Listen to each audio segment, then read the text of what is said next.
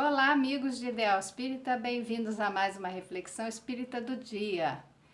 Hoje, dando continuidade à leitura comentada do livro A Bênção da Gratidão, de Richard Simonetti, vamos fazer a leitura do capítulo 3, O Vício do Bem.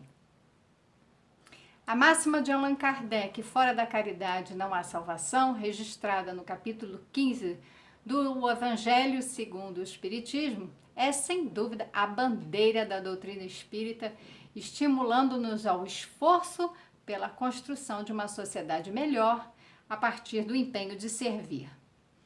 A nossa bandeira, o nosso lema, o lema do espírita é a prática da caridade. A caridade é essa compreendida como o exercício do amor, é o amor em ação, é o serviço no bem. E ele diz, como o homem é egoísta e imediatista, mais perto da animalidade do que da angelitude, raros dispõem-se a carregá-la. O homem, como entendido aqui como ser humano, é egoísta e imediatista. Nós sabemos que a criança, ela nasce egocentrada, ela é o centro, o seu ego, né? Tudo gira em torno dela. Acontece que quando o ego ele se torna exagerado, ou seja, a pessoa só pensa em si, tudo é para si, tem que atender aos seus próprios interesses, é o bem para mim, né? Sem consideração, sem interesse, na verdade é uma indiferença com o estado, o bem-estar, enfim, do outro. O outro é simplesmente, às vezes assim, usado como um objeto, enfim. O egoísta, ele quer tudo para si, só pensa em si e quer tudo agora. O seu prazer é para agora. Não tem essa de esperar, né, uma tolerância, não tem. Tudo tem que ser no momento que a pessoa quer, o que ela quer, na hora que ela quer, do jeito que ela quer. Então, esse é o perfil do egoísta, é bem típico do comportamento infantil, então a gente diz que são pessoas imaturas, infantilizadas, mais perto da animalidade, né? Funcionando mais como animais do que de fato como humanos e muito mais longe estamos dos anjos, de modo que a gente não carrega essa bandeira. Afinal, presume a maioria, o além está longe. O além, a vida, né, no futuro.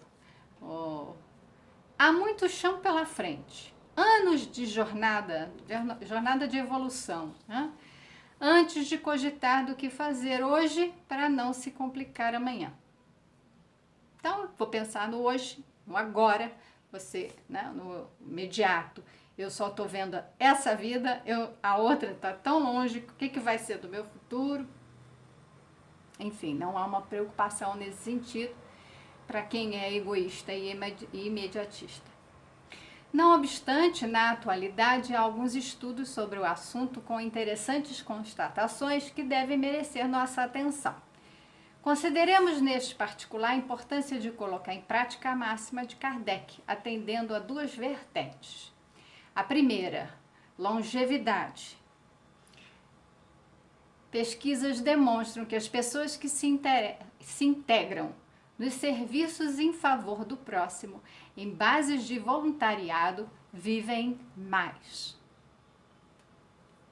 Então, realmente, pesquisas já fazem uma investigação do funcionamento do cérebro, as neurociências, elas conseguem observar que quem pratica o bem se sente bem. Isso é a ciência demonstrando que nós somos a imagem e semelhança de Deus. Deus nos criou para fazer o bem, assim como Ele faz o bem. Ele é todo poder e bondade. E nós caminhamos no sentido de sermos também criaturas bondosas, amorosas. Deus nos criou para isso, com esse destino de nos tornarmos seres felizes e amorosos, bondosos. Fazer o bem, obviamente, vai ser bom, nos vai fazer bem. E se as pesquisas já mostram isso no nível físico, né, cerebral, emitindo hormônios que nos deixam com a sensação de bem-estar, imagina quando a gente recebe isso em matéria de vibrações, em questão de energia, as vibrações de gratidão daqueles que beneficiamos constituem verdadeiro tônico que fortalece o corpo e tranquiliza a alma, bases para uma existência longeva. A gente conhece a história de Chico, né? Chico, já li uma versão que Chico vai pegar um ônibus, já li outra que Chico foi pegar um trem. O que importa é que Chico estava indo pegar algum meio de transporte e uma criança o chama, Chico, Chico, e Chico fica naquele impasse, ou ele perde o transporte ou ele atende a criança. E Chico, com sua amorosidade, com seu coração tão bom e generoso, o que ele faz? Ele aguarda a criança e a abraça, e a criança lhe dá um enorme abraço e diz, Chico, eu te amo. E a mãe também agradece e os dois vão embora. E aí Emmanuel aparece para ele. Aí o Chico fala, bom, perdi o meu meio de transporte. Né? Mas Emmanuel fala que ele ganhou 10 anos de vida por conta das vibrações de amor que aquela criança emitiu para o Chico. E para quem não tem uma mediunidade assim como o Chico, não fez tantas coisas, eu já tive uma experiência nesse sentido de ter feito algo e a retribuição da pessoa me fez um bem, porque eu estava passando mal, eu me senti bem e na hora, imediatamente, com a gratidão daquela pessoa, eu tive um bem-estar físico, meu corpo sentiu, captou aquela vibração. Então isso de fato não é algo que a gente dá e dá até pouco com relação ao que a gente recebe.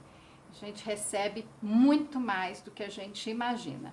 E Richard Simonetti vai falar disso agora. Já pensou, amigo leitor, no alcance de um Deus lhe pague? Que riqueza de saúde e bem-estar acumulamos a partir dessa vibração emitida por aqueles que ajudamos. Além deles, imagine a ação de seus familiares e amigos desencarnados, sempre gratos e dispostos a nos recompensar com suas preces, com sua ajuda nos momentos difíceis.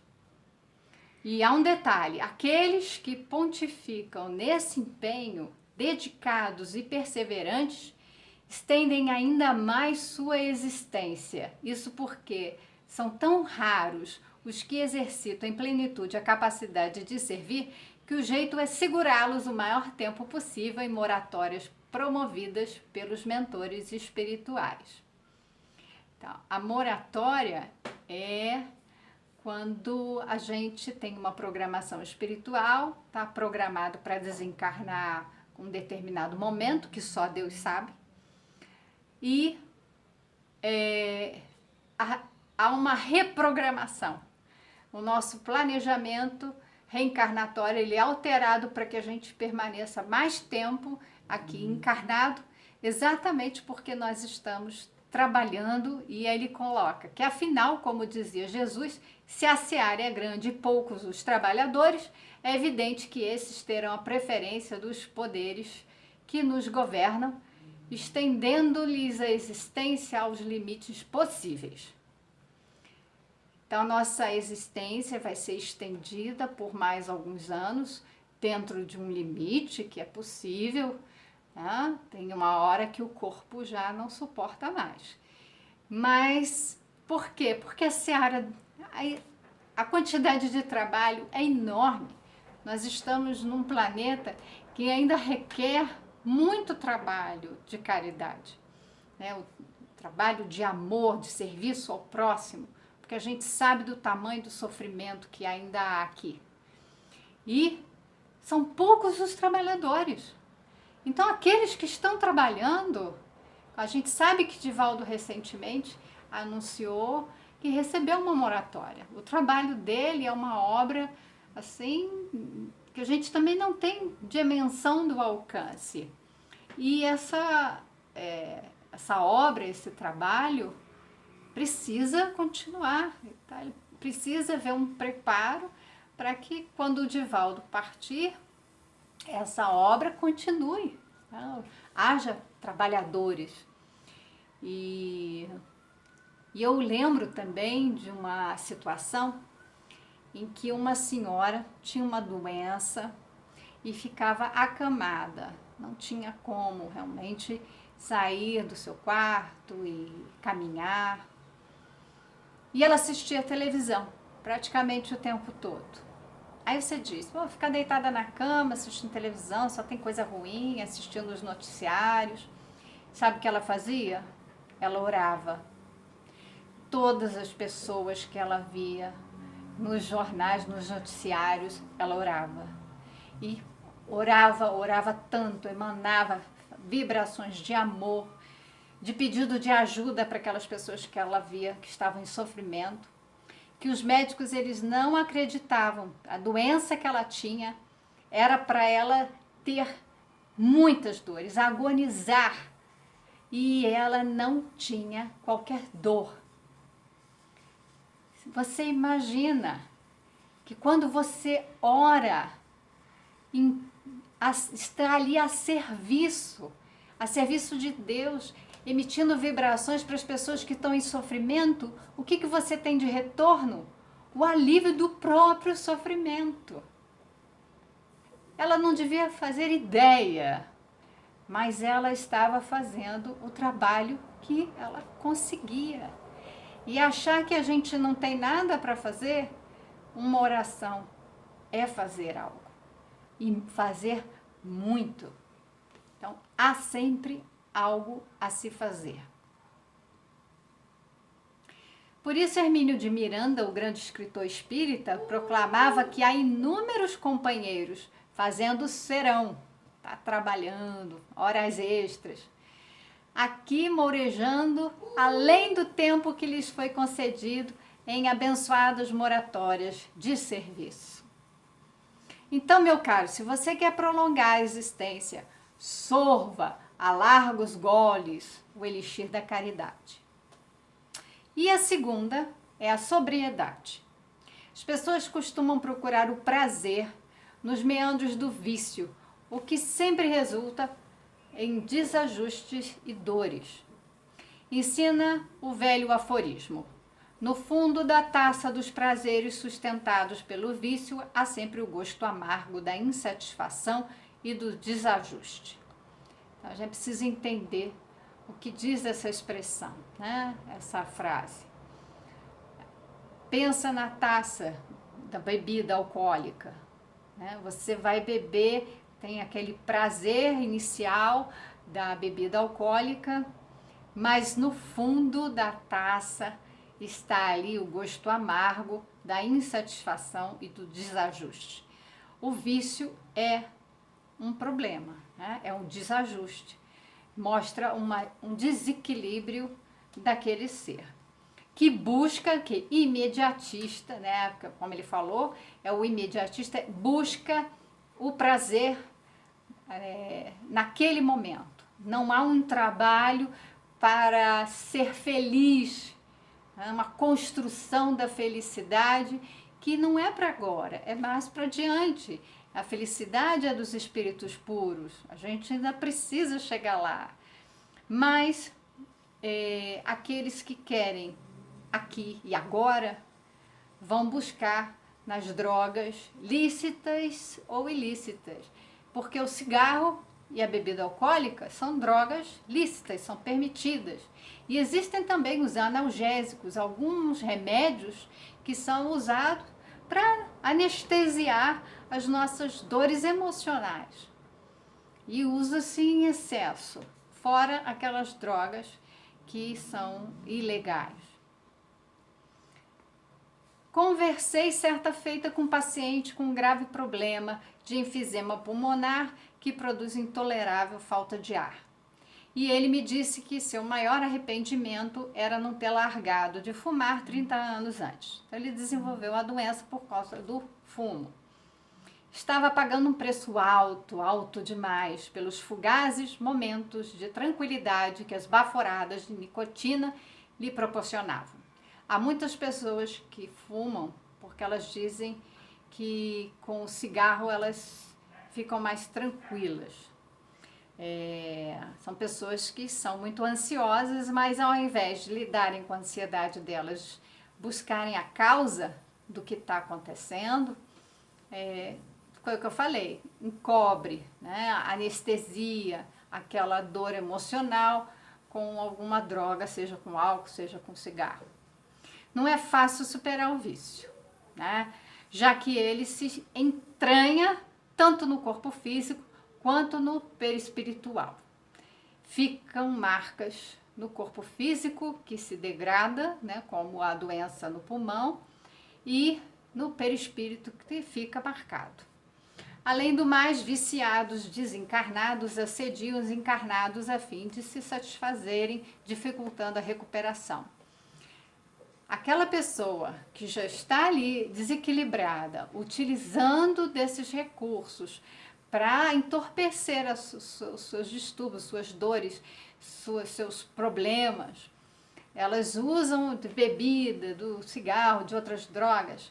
Os espíritos que estão acompanhando ela são da mesma sintonia. Geralmente desencarnaram por conta desses vícios e na espiritualidade se mantêm associados com os encarnados que se utilizam dessas substâncias. É o que a gente vai chamar de vampirismo. Eles grudam e sugam energeticamente aquelas pessoas para que eles tenham as sensações de prazer que eles tinham quando encarnados, utilizando essas drogas. Então fica muito difícil, porque além da gente ter que resistir à tentação de usar aquela droga, aquela bebida, que nos dá de imediato uma sensação de prazer, resistir à influência espiritual. Há um recurso maravilhoso nesse sentido: atender companheiros de infortúnio. Casos notáveis de superação acontecem. Por que não ajudar pessoas que estão em sofrimento? Uma ajuda a outra.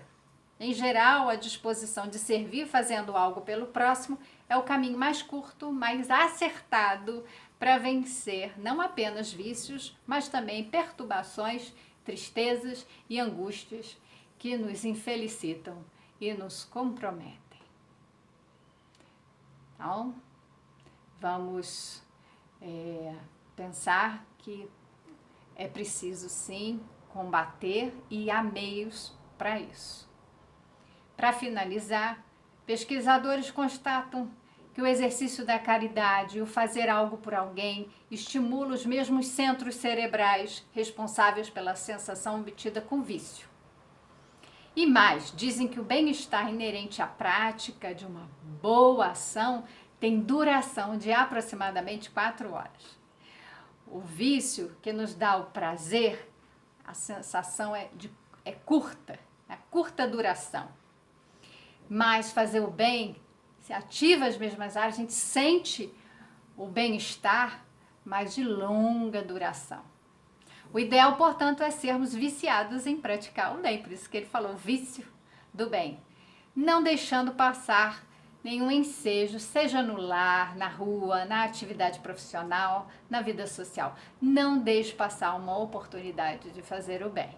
Assim estaremos sempre ajustados e felizes, mesmo enfrentando as tormentas próprias deste mundo de provas e expiações. A regra é simples: coloque-se sempre no lugar do outro e faça por ele o que gostaria que ele lhe fizesse, como ensinava Jesus. Parece que essa é a regra, né, geral das nossas vidas. Então vamos hoje praticar a caridade, observando ao nosso redor aquela oportunidade de fazer o bem, de trabalhar na seara de Jesus, que é muito grande. E não precise esperar por recompensa, por reconhecimento, porque essa gratidão, ela virá. Mas só o fato de fazer o bem já nos recompensa. Tenham um lindo dia, fiquem com Deus e até o próximo capítulo.